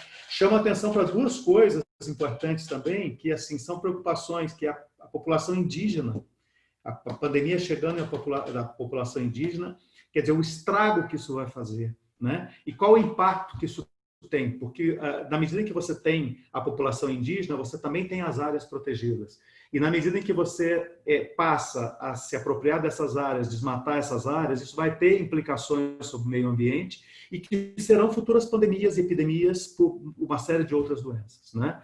A outra coisa que vale a pena chamar a atenção, estou pontuando isso, já que as perguntas não chegaram ainda, e queria que vocês comentassem também, é justamente em relação assim, o que serão as outras doenças endêmicas e epidêmicas que nós temos, na medida em que você passa a ter uma estrutura em que você deixa de confiar nos dados, na informação, porque, assim, mal ou bem, nós sempre tivemos uma rede que funcionava. O sistema de vigilância da síndrome respiratória, ela é um sistema que vem sendo monitorado já há alguns anos e é extremamente importante, e é ele que mostra o comportamento justamente dessa pandemia. Então, a informação é fundamental, e aí, quando você tem a informação, você consegue chegar a esse nível de detalhamento, né? Que são justamente todos esses dados que mostram como a epidemia se comporta nas diferentes populações, nas diferentes classes sociais, né? Então, isto é algo fundamental que a gente tenha. Então, transparência é o que a gente mais precisa, né? E compartilhamento dos dados. Existem pessoas que estão em linha de frente atuando, existem pessoas que estão em linha de frente investigando, analisando, fazendo a vigilância, existem pessoas que vão fazer a análise desses dados para devolver. Então, é toda uma rede que precisa estar muito bem entrosada, tá certo? Precisa estar muito bem entrosado para que as coisas funcionem e que a gente possa enfrentar da melhor forma, né? Eu não sei, Cristina e o Cristiano, eu gostaria que fizessem mais algum comentário. E deixa eu ver com a Roberta aqui se já chegaram mais perguntas.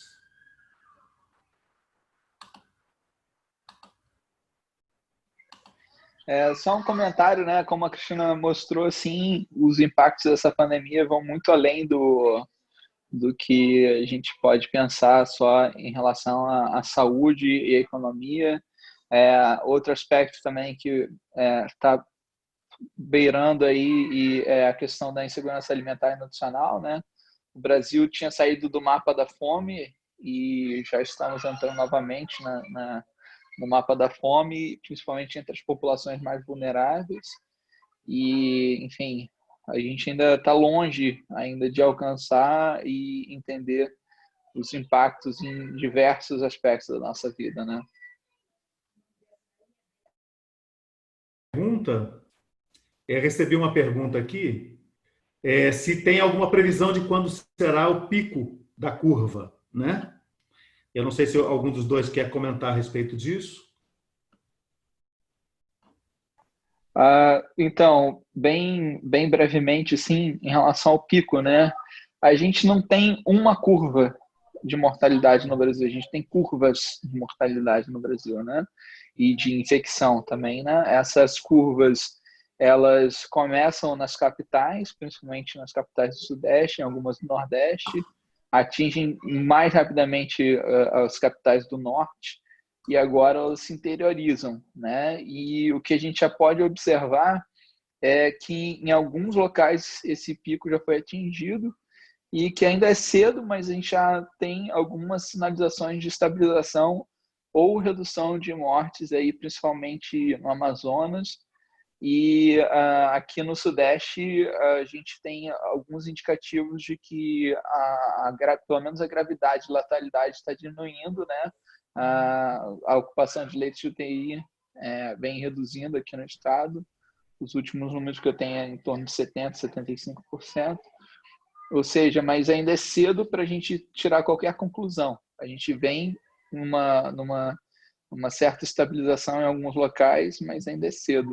E também a gente não sabe o que vai acontecer com as regiões sul e centro-oeste que foram poupadas até agora, mas que agora com a chegada do inverno, né, como que vai se comportar essas regiões em relação... Ou seja, tudo é muito dinâmico e tem que ser avaliado caso a caso, local a local, e sabendo que quando a gente chegar na estabilidade... Se na curva ascendente a gente tinha já uma redução da adesão ao isolamento social, né, e ao distanciamento social, com a estabilização ou redução, a gente vai ter um aumento maior ainda, aumenta o número de viagens intermunicipais, viagens interestaduais, e aí a gente pode estar encarando aí a qualquer momento um segundo pico, né, da doença, enfim.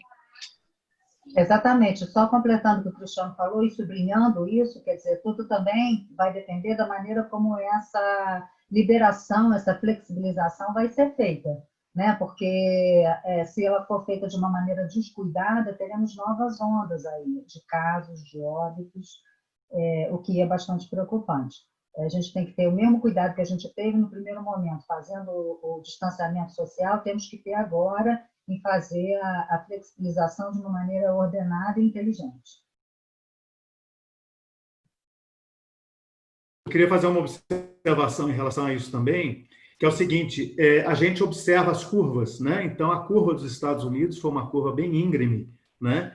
E a nossa, ela não é tão íngreme, ela é uma curva que parece que ela vai ser mais longa, né? Então, isso é uma coisa que para a gente é importante, porque assim é reflexo das ações que foram tomadas. Então, apesar do isolamento social não ter atingido, por exemplo, os índices que se esperava, os impactos ocorreram. Então, a situação era para ter sido muito pior, principalmente em grandes centros como São Paulo, Rio de Janeiro, né? Agora, a flexibilização ela vai ter o efeito, como eu tinha comentado, daqui a uma semana, 2 semanas. E isso pode fazer com que a gente reveja essas situações. Eu vi hoje uma matéria de um trabalho da Universidade de Pelotas, o reitor da Universidade de Pelotas, que eles estão desenvolvendo um trabalho, um estudo, um inquérito nacional, não é? E o que ele diz é o seguinte, que talvez, que ele defende até, inclusive, um lockdown por 15 dias que se fizesse no país inteiro, você teria um impacto muito maior sob o ponto de vista da disseminação do vírus, e aí sim, você fazendo testagens regulares, fazendo isolamento dos contactantes, porque aí você diminui o número, né? Isso faria com que a nossa curva não fosse tão mais longa. Então, ela está longa e, assim, é dinâmica. A gente sabe, como o Cristiano falou, que em cada lugar vai ter um comportamento em momentos diferentes. Então, assim, é uma nova realidade, quer dizer, a questão do uso de máscaras vai ser importante, os cuidados com a higienização, né? Os cuidados com o distanciamento social é fundamental, e muitos setores vão ter que permanecer fechados, a gente sabe disso, não tem como fugir dessa realidade, né? E o que orienta isso é a informação. Não há outra maneira para você monitorar qualquer situação, a não ser informação fidedigna, né? Aqui chegaram mais perguntas, olha. Então, vamos lá, da Laís Souza. Ficou tão claro o quanto equivocada era a afirmação de que se tratava de uma doença que acometia a todos, independente de sua condição financeira. Só evidencia nossas mazelas sociais ainda mais, tá? Foi um comentário, então. Depois, se vocês, Cristiano e Cristina, podem fazer observações em relação a esses comentários deles também. Essa pandemia está mostrando que nosso país precisa melhorar muito em questões de desigualdade social. Muito boa palestra da Cristina. Pergunta ao Cristiano, seria possível disponibilizar o endereço eletrônico das bases públicas citadas no seu trabalho? É DataSUS, né? Qual seria o melhor cenário no enfrentamento da pandemia? Tá? Então, vocês querem fazer os comentários? Cristiano e Cristina, primeiro? Quem vai? Posso sim. Então, eu posso disponibilizar, eu vou abrir meu computador, eu tive que sair e peguei meu celular, eu vou abrir o computador e coloco no chat aqui os principais endereços. Mas se vocês procurarem assim, Monitora Covid-19 Big Data, dá um Google, é o site que junta todas essas informações, é lá do ICICT, né? E lá vocês vão ter o link para todas as outras bases de dados, né?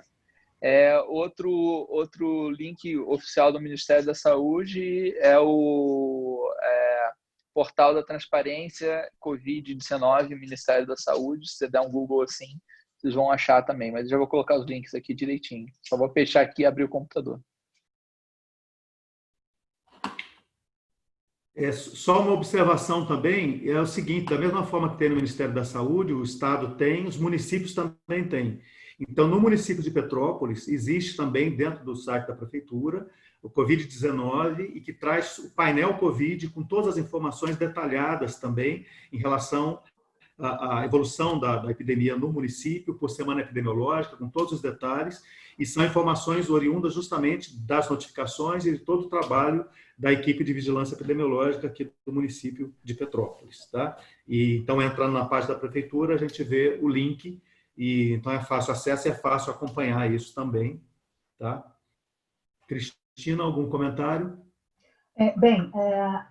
O que as pessoas estão dizendo é exatamente aquilo que a gente mostrou, né? Na verdade, essa situação da pandemia, ela ilumina alguma coisa que já existia, né? De certa forma, esse é um lado, entre muitas aspas, positivo, né? Porque significa que as pessoas assim, estão sendo sacudidas por uma situação que precisa mudar, né? A situação de desigualdade social, de desigualdade no acesso a bens e serviços, de desigualdade no acesso à assistência, ela é uma coisa inadmissível no país. A gente tem uma das economias mais ricas do mundo e uma das mais desiguais do mundo. Isso produz os seus efeitos, que é o que a gente está vendo. E a gente tem um bem precioso que a gente não sabe valorizar, que é o nosso Sistema Único de Saúde, que, como eu falei, é o maior sistema gratuito e universal do mundo. O que a gente precisa é justamente valorizá-lo.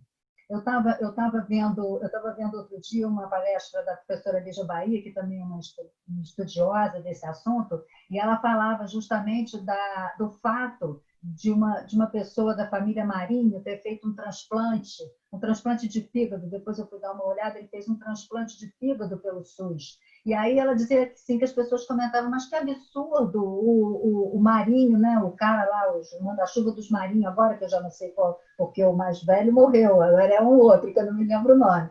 Então, ele fez o transplante pelo SUS, e ela disse, e eu concordo, ele tinha que ter feito sim pelo SUS, porque, na verdade, os transplantes no Brasil, eles respeitam uma filha única, que é pública, que é pelo SUS. Quem me dera se todos nós pudéssemos ter o privilégio de sermos assistidos pelo SUS, que está preto no branco, na nossa Constituição, na nossa lei orgânica da saúde. É isso que todos nós devemos desejar, e não pagar plano de saúde, né? Infelizmente, a nossa realidade acaba sendo a realidade do plano de saúde. Então, eu acho que o que as pessoas estão colocando é isso, né? A gente, de fato, precisa superar essas desigualdades e valorizar aquilo que a gente tem de mais precioso, que é o SUS.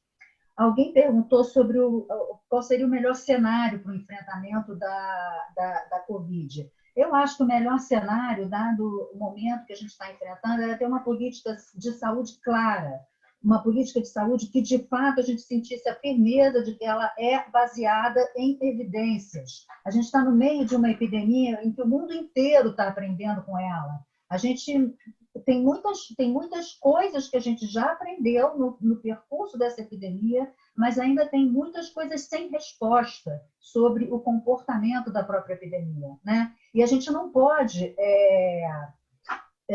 tomar decisões sobre políticas, que significa tomar decisões sobre a vida das pessoas com base em ideologia. A gente precisa fazer isso com base em informações científicas claras, que vão sendo produzidas e precisam estar acessíveis em termos reais, em termos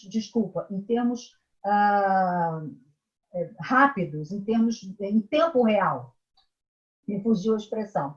Então, a gente precisa de uma política sanitária clara, de sentir que no Ministério da Saúde existe uma equipe técnica responsável e capacitada para implementar essa política. A gente também precisa sentir que no Ministério da Economia tem uma equipe técnica competente para implementar políticas econômicas que serão absolutamente necessárias, não só no momento em que a epidemia está correndo, mas no momento pós-epidemia. A gente vai ter, no momento pós-epidemia, uma situação econômica extremamente delicada. Precisamos enfrentá-la, não esbravejar contra o distanciamento social, que é o que a ciência, nesse momento, diz que é o mais efetivo para conter a epidemia, mas sim alguma coisa para enfrentar o que virá depois. E nós temos recursos para fazer isso, né? Precisamos usar as nossas inteligências, as nossas capacidades técnicas para montar planos de socorro econômico, de recuperação econômica para o nosso país. E precisamos também, nesse cenário ideal de enfrentamento da epidemia, que o executivo passe uma mensagem harmônica, não que as equipes técnicas passem uma mensagem e o executivo passe exatamente a mensagem inversa. A equipe técnica do Ministério da Saúde orienta o distanciamento social, o uso de máscara, e a nossa autoridade suprema perambula pelas ruas e cumprimenta as pessoas tossindo nas mãos e sem máscara. Quer dizer, isso é uma coisa, no meu ponto de vista, inadmissível para uma pessoa fazer uma opção pessoal nesse sentido. A gente já levanta algumas críticas. Agora, para um homem que ocupa um determinado papel, que é o papel mais importante da nação, isso, de fato, no meu ponto de vista, é inadmissível. Alguém perguntou se isso estava gravado. Eu peço que depois... Está sendo gravado, eu imagino que vai ficar disponível, mas eu, de fato, também não tenho essa informação. Eu peço que depois a Roberta, que é a representante da nossa pós-graduação, nos dê essa informação com mais certeza. Tem mais uma observação aqui. O que vocês acham que cidadãos comuns podem fazer para ajudar a mudar esse cenário? Eu vejo as notícias e me sinto muito impotente, tá? Olha, assim, nós, né? Eu sou pesquisadora, mas eu também sou uma cidadã comum. E eu percebo que em muitas frentes, inclusive essas que a gente falou aqui hoje das desigualdades, a academia não consegue dar respostas efetivas. Quem pode dar respostas efetivas são os cidadãos comuns. As pessoas precisam se organizar. As pessoas precisam refletir mais sobre a sua situação, a sua própria situação, a sua inserção na comunidade e se responsabilizar por ações de mudança, sabe? Se a gente vive numa sociedade racista, por exemplo, e eu sou branca, eu tenho uma responsabilidade nisso, eu tenho um papel a cumprir nisso, eu não posso ficar sentada na minha poltrona, comodamente, pensando, eu tenho privilégios, eu gosto de todas as pessoas de uma maneira igual, então não posso fazer nada. Não, ao contrário, eu sou responsável como cidadã pela história do país onde eu vivo. Então, eu tenho que assumir uma postura proativa. Eu sou mulher, eu faço parte, portanto, de uma minoria, daquela que eu mostrei lá nas estatísticas, né? Que trabalha, que tem jornada dupla, que é cuidadora, e que muitas vezes sofre violência, graças a Deus não no meu caso. Eu preciso me empoderar como mulher, eu preciso ter atitudes proativas que me tornem uma cidadã mais responsável, mais atuante, e que atue mais de uma maneira coletiva. Eu diria isso. Eu também tenho uma observação que é o seguinte: a gente muitas vezes coloca as coisas fora um pouco de perspectiva, né? O isolamento e o distanciamento social, duas coisas que parecem iguais, mas são bem distintas, elas são vendidas muitas vezes como ações individuais de proteção própria, né? Você usar a máscara para você não se infectar, você ficar em casa para não se infectar, você se manter uma distância quando você estiver em qualquer situação pública, manter uma distância da pessoa próxima de você para não se infectar. A perspectiva é muito diferente, né? Você adotando medidas de isolamento, distanciamento, todas as medidas sanitárias possíveis, o grande beneficiário não é você, o grande beneficiário é o próximo. Você pode estar evitando, mesmo estando assintomático, de infectar o próximo. A máscara é mais eficiente para não infectar o próximo, né? Miguel pode, como infectologista, tem muito mais propriedade para dizer isso, mas a perspectiva é outra. Então, o que você pode fazer como cidadão, o mais básico que você pode fazer e sacrificante, e muitas vezes é vendido como, não, estão sacrificando a nossa liberdade, tirando a nossa liberdade. Não, a gente está fazendo um sacrifício pessoal para o próximo. Então, a perspectiva, meu ponto de vista, é essa.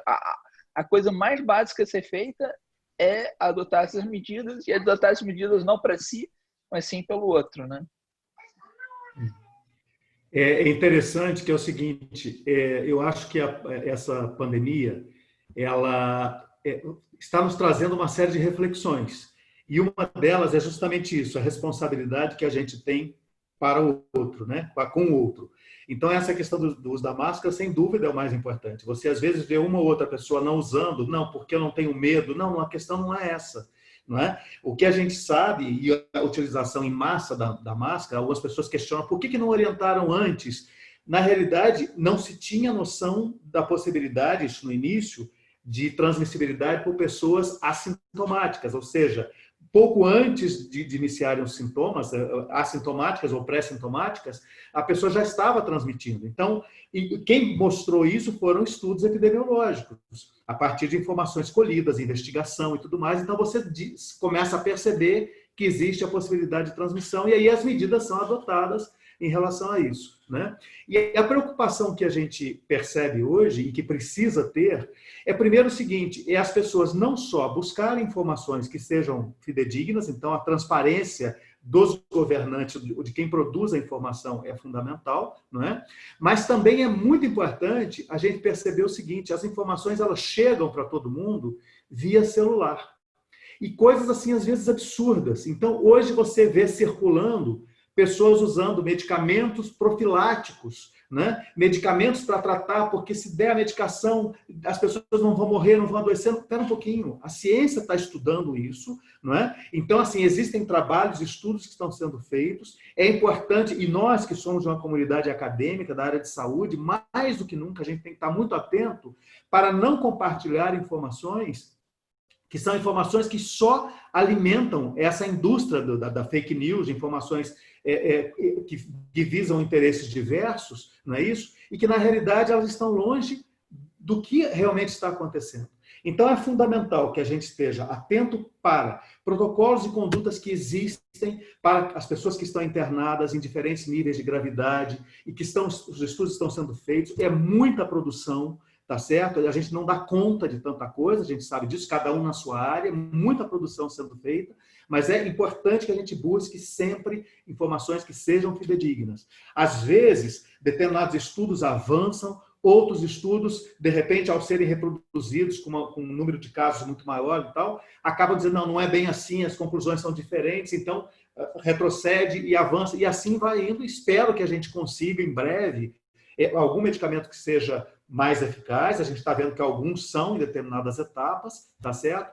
Assim como a grande esperança é a vacina, várias vacinas sendo testadas. E uma das coisas que eu chamo a atenção, que o Brasil dispõe de um dos melhores programas de vacinação do mundo, tá certo? Público, né? E tem o complemento também da vacinação da rede privada, com as vacinas que não são feitas na rede pública, mas é um dos melhores do mundo em termos de distribuição. E a gente vê o seguinte, como quando você não tem políticas que valorizem isso, tá certo? Que valorizem você trabalhar a saúde pública, incrementar a saúde pública. E aí a gente vê o seguinte, nós tivemos há 2 anos atrás a questão do teto de gastos para a educação, para a saúde, para tudo. Será que isso as pessoas estariam aplaudindo lá atrás o teto de gastos para melhorar a economia se soubessem que ia ter essa pandemia agora? Não é isso? Porque se nós tivéssemos com o Sistema Único de Saúde bem estruturado, ou melhor estruturado, porque é um dos melhores do mundo, né? E poderia estar melhor estruturado, né?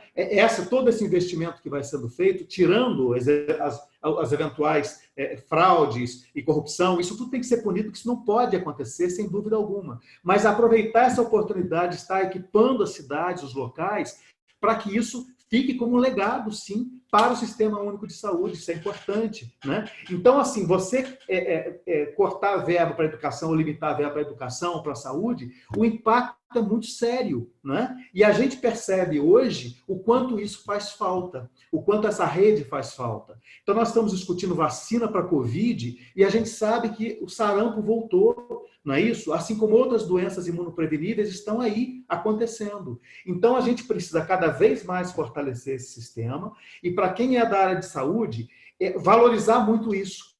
Porque o sucesso dessas medidas todas dependem de medidas básicas, essenciais, onde cada um tem o seu papel, né? E o trabalho tem que ser integrado. Nenhum trabalho é mais importante que o outro, né? Mas, assim, tem que ser um trabalho integrado. Isso é fundamental. Porque, assim, um trabalho bem feito, ele impede as pessoas de adoecerem em grande número e não sobrecarregam os serviços, não sobrecarregam os hospitais, não penalizam os profissionais que estão lá em linha de frente trabalhando com sobrecargas enormes, né? Então, assim, a palavra-chave é empatia. É a gente pensar o seguinte, o que eu posso fazer pelo outro, né? E eu queria chamar a atenção para uma outra coisa que eu chamei a atenção da população indígena também, mas a gente andou e vive, né, e convive, às vezes com certo ar de normalidade, com a população em situação de rua, há anos, né? Cada vez aumentando mais por conta do desemprego, da pobreza e tudo mais. Isso não é normal, isso não pode ser normal. As pessoas não podem viver assim, né? E elas estão vivendo assim. E numa situação como essa de pandemia, elas também são muito sacrificadas por conta disso, elas também são muito expostas por conta disso. E são pessoas que são privadas de tudo. Elas não podem nem ficar em casa, porque nem em casa tem. E aí você vê todos os movimentos que acabam saindo e alternativas, em que essas populações, muitas vezes, elas são abrigadas em determinados locais para ficarem isoladas, para poderem ter assistência.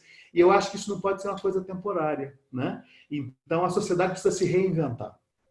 E esse papel de reinvenção compete a todos nós. E aí eu volto à primeira frase que eu disse, que eu acho que a gente tem que estar muito atento para não compartilhar coisas por isso aqui, porque isso aqui é uma arma perigosíssima, tá certo? Ao mesmo tempo que é um instrumento poderosíssimo para tudo em termos de tecnologia, mas é uma coisa muito perigosa quando as pessoas usam indevidamente para propagar informações erradas, equivocadas, e a gente precisa estar preparado para avançar. A gente não pode ficar dando passos atrás, né? Então, eu acho que é isso aqui.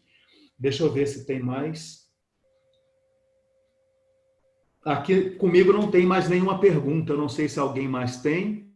Deixa eu ver aqui no chat também. Eu já tinha recolhido algumas. Cristina, Cristiano, mais alguma observação que vocês queiram fazer? Não tendo perguntas, a gente pode caminhar para o encerramento.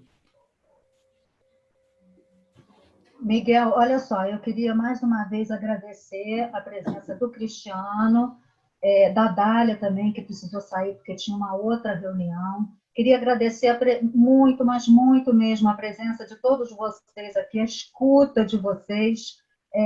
Eu sei que essa coisa de ouvir pela internet nem sempre é tão agradável, né? Às vezes é mais aborrecido, a gente mesmo nem sempre acerta quando dá aula pela internet, a gente, apesar de fazer o nosso melhor. Então, eu queria agradecer, em especial, a presença e a escuta de todos os que ficaram aqui conosco desde o início.